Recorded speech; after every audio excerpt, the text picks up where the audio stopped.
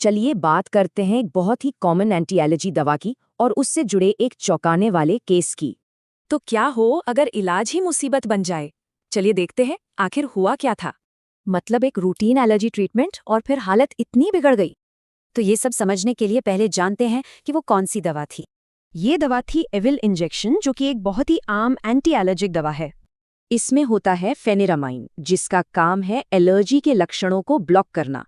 इसे hay fever से लेकर इमरजेंसी एलर्जी तक कई कंडीशंस में यूज किया जाता है। ये हिस्टामिन को ब्लॉक करके तुरंत राहत देता है, इसीलिए इसका इंजेक्शन लगता है। वैसे तो इसके आम साइड इफेक्ट्स हैं, जैसे नींद आना या चक्कर आना। लेकिन उस स्टूडेंट के साथ जो हुआ वो आम नहीं था। इसे कहते हैं डबल एडीआर, मतलब एक एलर्जी के इलाज के लिए दी गई दवा से ही एक और सीरियस रिएक्शन हो गया। उनका ब्लड प्रेशर गिरकर 50 पर आ गया और वो बेहोश हो गई। मेडिकल स्केल पर इस रिएक्शन को लेवल 4 माना गया, जो एक सीरियस केस था। और WHO की असेसमेंट ने भी कहा कि ये रिएक्शन एनविल के वजह से ही हुआ था। और देखिए, इंटरेस्टिंग बात यह है कि दवा के पैकेजिंग पर एक वार्निंग पहले से ही है। ये शेड्यूल जी की वार्निंग है, मतलब इसे बिना मेडिकल सुपरविजन के लेना खतरनाक है।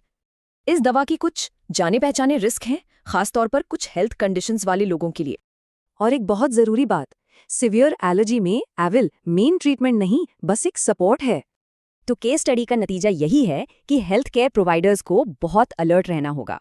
तो फिर इस पूरी कहानी से हमें क्या समझना चाहिए? यही कि कोई दवा कॉमन है, इसका मतलब ये नहीं कि वो रिस्क फ्री है। मेडिकल सुपरविजन जरूरी है। तो आखिर में सवाल यही है, जिन दवाओं पर हम भरोसा करते हैं, उन्हें हम कितना जानते हैं?